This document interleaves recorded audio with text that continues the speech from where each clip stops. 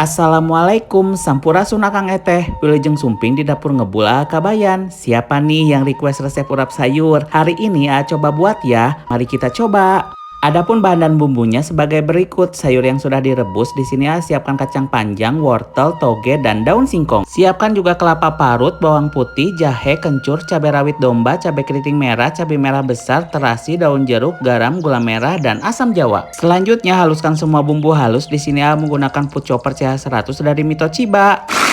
Selanjutnya panaskan minyak goreng secukupnya, tumis bumbu halus hingga harum, tambahkan air secukupnya, gula galeh sampai merata. Di sini menggunakan Cosmopan dan sutil silikon dari stand cookware. Selanjutnya tambahkan daun jeruk, garam, gula merah, gula galeh, tambahkan parutan kelapa, gula galeh, dan tambahkan air, asam jawa, gula galeh, gula galeh. Selanjutnya tambahkan sayuran, gula galeh sampai rata. Urap sayur campur siap dihidangkan. Oh iya, urap ini juga bisa dipisah seperti ini, tergantung selera. Selamat mencoba.